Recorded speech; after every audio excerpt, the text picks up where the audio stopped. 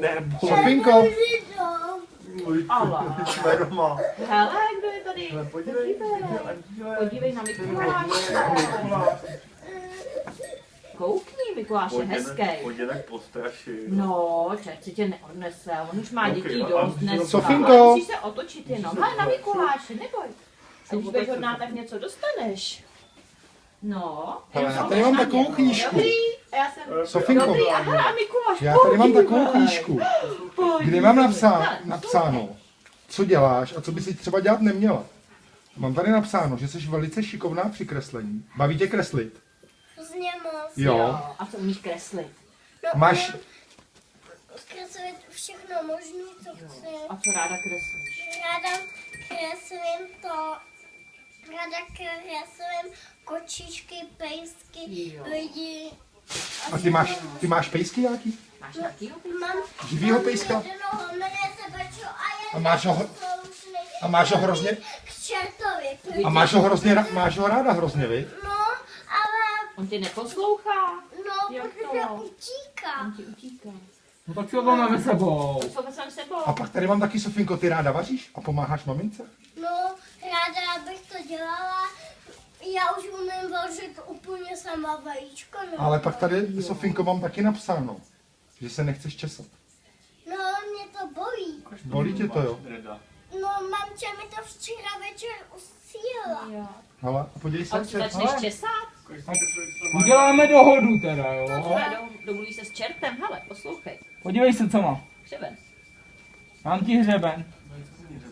Jak se nebudeš česat? Vem si ho, neboj, to nic to nekouše. To je čertovský hřeben, hele. To je pravý čertovský hřeben. A tím se... Jak se nebudeš česat? To je zlobila jak ta Leontýna ošklivá. Řekneš čertovi, že Slíbíš to- teda čertovi, že znám se budeš všechno. česat. My všechno vidíme. A řekneš nám Já nějakou? taky všechno vidím. A my se v pekle taky nečešem, tak pojď se mnou. No, Už se začneš Pojď, v česat, pekle viď? se nebudeš muset česat. Že se budeš česat, viď?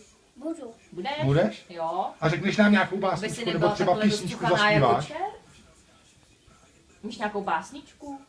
No, umím krátkou No. písničku. Jo, A zaspíváš zaspíváš nám? nám ji? Mě a Mikulášovi a čertovi? Jo? Já moc ráda nespívám, no. No a tak nějakou básničku umíš? Co? Miku, Mikuláš, přišel s čertem na guláš. Mikuláš, přinesl nám zimní čas. No dobře, tak ty jsi mi uvařila guláš. No.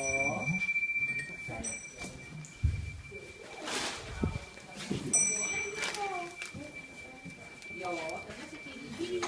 Ale tak tady ještě něco teda máš. Ty jo. Vezmi si toho. A Sofinko, Jo. česat se, jo?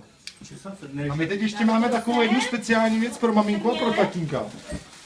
No, ale co dáme mamince a tatínkovi? Taky dáme nějaký dáreček? A poslouchej dobře, Sofinko, na co to je? No, poslouchej. To je takovejhle čertovský zvoneček. Pokud se nebudeš česat, to, co jsi slíbila tady čertovi, mě a andělovi, tak maminka s tatínkem na ten zvoneček zazvoní. A vrátí se čert.